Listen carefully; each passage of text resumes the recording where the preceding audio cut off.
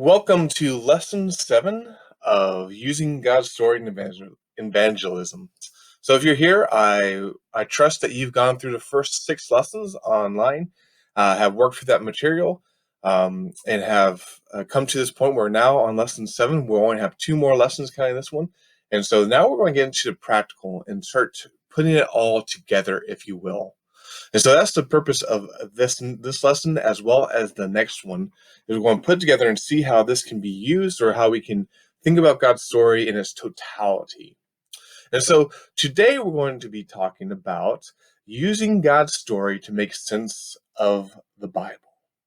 How do we use God's story to bring an overarching kind of narrative to what we read in Scripture, and how knowing that and knowing God's story is going to be valuable for sharing God's story? Now, just like always, I hope you've gone through the first 6 lessons. If you need to go back and look at those, please do. This lesson in particular is going to be requiring you to think through some things through the Bible, and so I'm going to be asking you to pause the video and do that. And so I would hope that you do and make the best of that. Try to work through it all before you hear me walk through it with you. And so let's dive into lessons of using God's story in evangelism. So let's talk about lesson 7, God's story making sense of the Bible. The goal of this lesson is to see how God's story can help make sense of the overarching narrative of the Bible. So have you ever had trouble understanding how the various parts of the Bible fit together? We want to probably say, oh no, we understand this pretty well, but we can admit there's times in our life, or maybe there's times when you read through something that it can be hard to grasp. How do these various parts of the Bible fit together? Well, if we had a framework, maybe we can put the Bible on, that we can maybe make sense of it. Maybe it could help us see how the Bible works together and fits together. I love this quote by Alvin Reed, and from his small little book, Sharing Jesus Without Freaking Out. It's a great resources to look for just for evangelism. But he talks about how the Bible is amazing. 66 different books penned by various writers over centuries, but all the thousands of stories in the various places involving myriads of people tell one great story and one expansive meta narrative, one overarching grand narrative, that God created a beautiful world, with humankind central to his great design. That sin came through the fall and has brought a world of brokenness, that God set apart a people through whom a rescue would come, Jesus who redeems us through his death, that we who come to God through repentance and faith have hope of restoration, where we will live in the very presence of God. I love that, because he talks about how there's this variety within the Bible, but yet it's telling this one unified story. And then he charts that course. He charts through the story, God's story of the Bible. Well, we can use that simple framework, our simple framework we've been using, this creation, fall, redemption, as we look here, to make sense of the Bible. That we can actually start putting the Bible under this framework, or really may lay this framework on top of the Bible, because it's the framework the Bible itself gives us. But it maybe help us grab and understand the Bible in all the ways it relates. And to help us look through this or think through this, what we're going to do is we're going to look through some common aspects that are spoken about in the Bible, and actually chart them, trace them through these fourfold movements that we have in God's story. So let's start with worship. Now, worship is important throughout the whole Bible. There might be different forms and expressions that we see in worship, but we see how the importance of worship is consistent throughout the Bible. So let's trace worship through these fourfold categories of the framework of the Bible, and see maybe how it develops or how it changes, and how we can see and how the Bible speaks about worship. So how does the framework of God's story help us understand worship? Well, let's go to creation, and then the fall, and redemption, and then consummation. So take a moment, pause this video, think about worship, and then work through these 4 aspects of God's story, and see where you see worship in each one of them. So really, pause this, work through that, all 4 of these aspects, and then we'll come back together and talk a bit about them a little bit. Well, I hope you pause it. Hope you had time to look at it. But let's go. Creation. How do we see worship in creation? Well, we can start with Us, humanity, was made to worship God, to be in relation with God. That's what we're made to. We were made to worship this Creator, and this Creator, the one who created all, is the one worthy of worship. And really, you can see how the garden was this expression of worship. That it was this way of the whole dominion of humanity, bringing the world under its dominion for the express purpose of worshiping God. But then the fall happens. And what happens in the fall? Well, worship is now broken, because if we're made to worship, and yet that relationship with God is broken, then all of a sudden we start worshiping other things. Man worships himself. Man worships the created rather than the creator, as Romans 1 talks about. That we try to be like God. We try to dethrone God. Now we have all these temptations to go astray, and idolatry is running rampant. Well, here comes redemption. And how does worship is played out in redemption? Well, we have this redirect. If we were now worshiping all these things, now Jesus directs our worship back to him.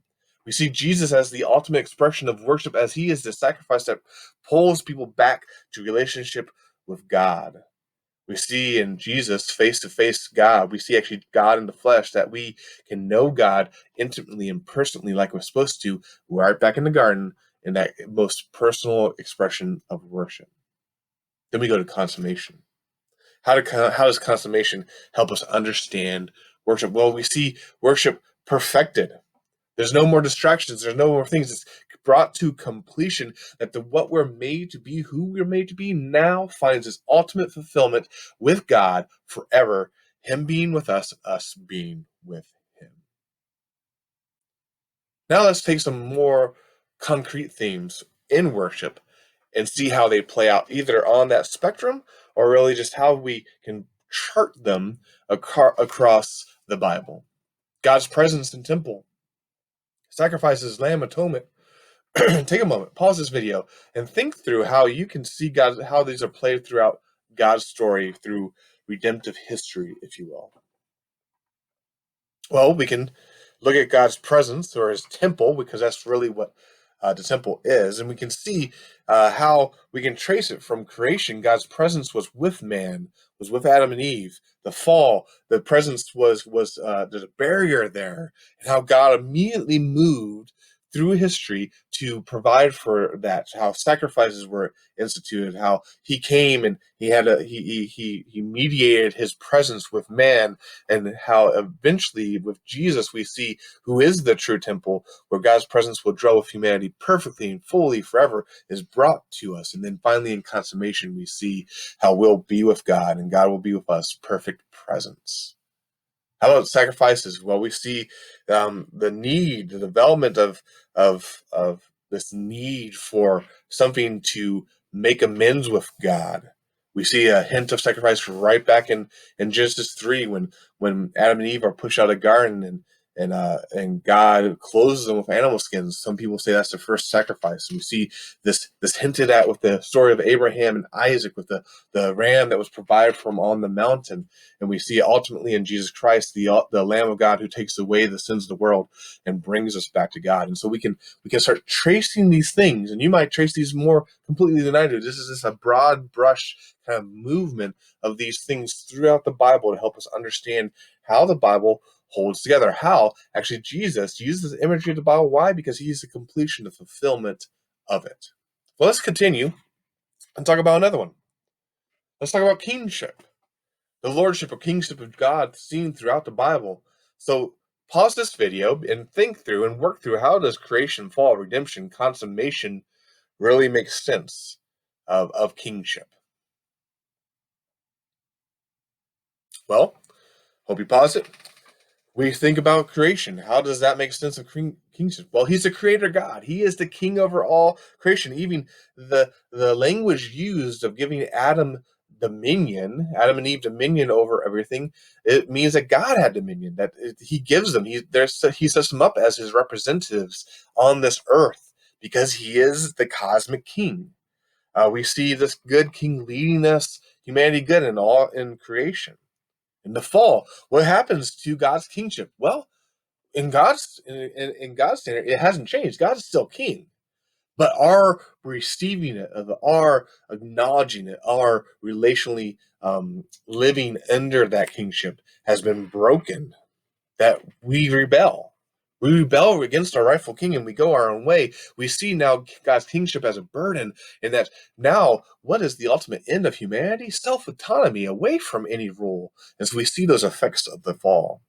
But then here comes redemption, where Jesus is God, Lord. Christ is Lord, the first kind of confession of the Christian faith, saying, this is our master, this is our ruler, this is God himself. And so Jesus brings us back. He is a conqueror who conquers death, sin, and the devil. And so we know that this conquering king brings us back under the dominion of God in a relational way as we see him as our Lord and he rules in our life. And then consummation, this is perfection, is completed, is the meaning that there's no longer this dual reality that God is reigning, but we're rebels, but now it's brought into perfect harmony as the whole universe is now under his rule, that he reigns forever. Well, let's look at some themes that relate to this. The nature of humanity, Israel's kingdom, God's sovereignty. Think to yourself, how can you trace those? How would you work through those in relation to creation, fall, redemption, and consummation? Pause this video and think to yourself for that. Work through them. Well, let's just hit some of these. I'm not hitting all of them, but just let's hit some of this. Let's talk about the nature of humanity. Just look at how creation, fall, redemption, and consummation makes sense of who we are, the nature of humanity. The humans start in creation as viceroys of God. They were set up to rule. They were, the ones who are going to have dominion over this creation. But then we fell, and so now we're rebels, we're sinners. But then redemption happens, and now we're co-heirs with Christ in this great promise, and we're brought back into relationship with God. And then in consummation, we'll be with God, and in the sense of almost like ruling with God forever, for eternity, under Him, rightfully as we're made to be. And in God's sovereignty, we see this can be explained throughout the whole Bible. We see God sovereignly in control, working and moving his people towards the end he wants. Israel's kingdom, we see how the kingship is set up, that Israel's kingdom reflects God's kingship. So much so that it's the throne of David that will last forever, and Jesus sits on that throne to reign forever. We can extend those, we can compact those, but we see how these can trace these themes to the Bible, and hopefully that helps us make sense of the whole story of the Bible and how each part of the Bible fits together. Well, let's talk about a few more. Sonship or family. How does who we are and whose we are is an important theme in the Bible, and so how is that developed throughout the Bible? We'll take for a moment and trace that through creation, fall, redemption, consummation. So let's start with creation. Humanity is made in the image of God, and we have this idea that really we are, in a sense, God's sons, that we are God's family, that we are descended from God. We read in Genesis 4 and how when Adam and Eve have Seth, it said they had a son after his likeness, just like Adam was made and Eve were made in God's likeness. So we have this sense of the family of God being, because we're made from him. We're part of him. But the fall happens, and now there's a divided family, and we don't just see that between us and God. We see it in the first family. We see Cain killing Abel. We see family strifes. We now see, if you take this interpretation of the Bible, you see these sons of God and the sons of men, these people who believe and people who don't believe, and how they're separating and they're moving away from each other. But we also see now here comes redemption.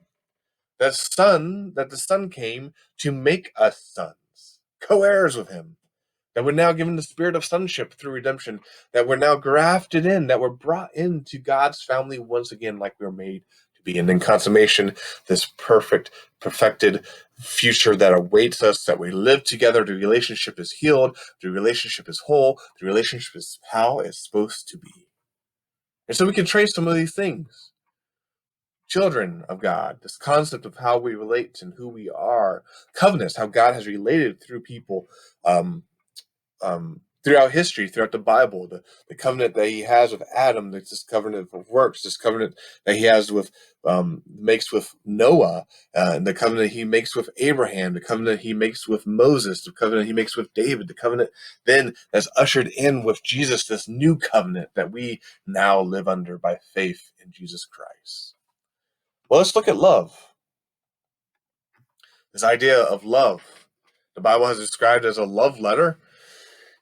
This might be simplistic or a simplified expression of what the Bible is, but it's true. And this great idea of love. So, how does love? Can it be traced through the Bible using creation, fall, redemption, consummation? Take a moment and work through that.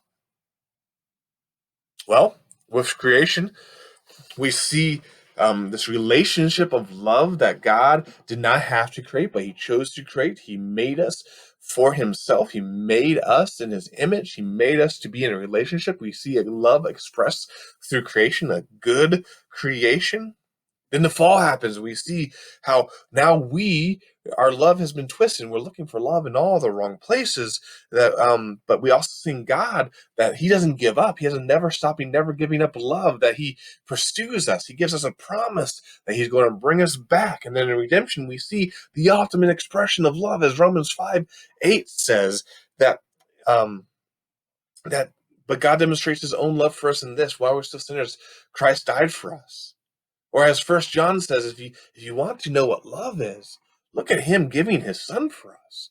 The ultimate expression of love, bringing wayward humanity back into relationship. And now in consummation, what do we have? We live with God forever. This love story meets its fulfillment. We're with him, and he has never given up on us. He's never turned away from us, and he brings us to the end with him.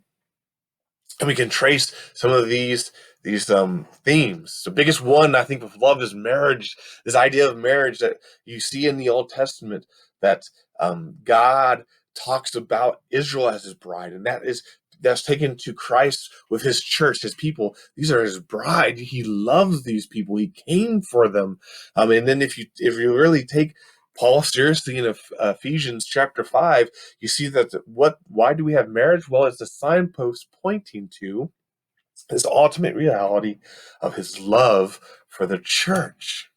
And then when we hit consummation, what image do we see? This marriage supper of the Lamb, this feast, this celebration of God's love with us. And we can see that in the sacrifice as well. This ultimate expression of love is giving yourself for another. Well, let's do some more practice. Let's trace some of these things using that fourfold thing. We don't have to hit them all, but let's trace them through the Bible and see how this works. So take a time, hit promise, hit God's people, think about missions, think about God's image, maybe think of others that you can trace through the Bible. But this is hopefully an exercise to help us process this whole story of God and this thinking through different lenses, because by doing that, by thinking through these different themes or different elements, we hopefully can understand God's story in such a cohesive whole that when we see how these themes could maybe help or speak to someone's need or speak to where someone is, that we can use this to story in a way which meets them where they are, which pulls them into that story and say, well, this story is actually relevant for me because it's speaking to what I'm going through right now. And so we can talk about promise, how is the promise within good creation, the promise given at the fall in Genesis 3:15. We can talk about Jesus being the fulfillment of that promise, the Redeemer that was promised, and then we got culmination, the total fulfillment. Well, we can talk about God's people, how God makes a people in the garden, but then now there's a barrier between them fully living as God's people, and so he established these covenants, he established the kingdom, all these things, these sacrifices to make them more to live as his people, as they're supposed to. And then we got the new covenant, where all of a sudden now Gentiles are grafted in, and then the story ends with this, or you might say the story begins, and now God's people are whole. People from every tongue, tribe, and nation are now brought there. We can do that with missions. There's a mandate given to humanity to spread the garden, to conquer basically the whole earth and bring it under its dominion to be worshipped under God. But of course, that we fall short. Abraham is blessed. Why? So that all people, all nations can be blessed. Then we got Jesus sending out rather than Israel, which was supposed to be that light on the hill to draw people in. Now we got Jesus sending people out, so people can see who he is and respond to him. And then in culmination, we got mission accomplished. Again, everyone who is going to be drawn in is now drawn in. We have God's people. The mission is complete. So you can think about that. Just it helps us understand the Bible in these ways. So I have one last exercise this week for you, and I really, really encourage you to do it and really spend some time thinking about this. To offer God's story as a better story to people, we need to know his story. And so we need to know how to break it down. We need to know how to express it. We need to know how just to articulate it. So how would you tell them? So spend some time. Write out God's story. You can make it as brief as possible or as expansive as possible. Maybe take it from a different angle, but actually work at telling the story. We want to become storytellers. Invite people in to knowing how this works, knowing how God has worked through history. So we want to become storytellers to the best of our ability to tell God's story in a way that's winsome, engaging, creative even, so that people see who he is and respond to that. So take some time and write out God's story. Feel free to pause the video as you do so. If you have written out God's story, and I hope you have, now share it with someone. Really, I challenge you. Go find someone. Maybe it's a loved one. Maybe it's someone safe. Maybe it's even me. Send me an email with it. But tell someone God's story. See if you can articulate it and give yourself some safe, comfortable practice with someone who won't criticize you but will listen. Tell God's story, because if we become more and more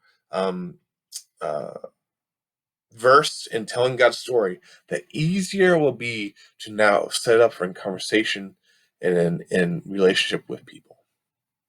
Well, I hope you've enjoyed Lesson 7. This was a more practical, hands-on one, as well with Lesson 8b. So obviously in person is preferred, but yes, I hope these videos are beneficial. I hope you guys can grasp what I'm trying to say and how the Bible holds together and how there's one grand overarching narrative that helps us make sense of not only the Bible, but God's story that we can express to people so that they can come to know Jesus Christ. Thank you all so much for listening, and I hope to see you again next week.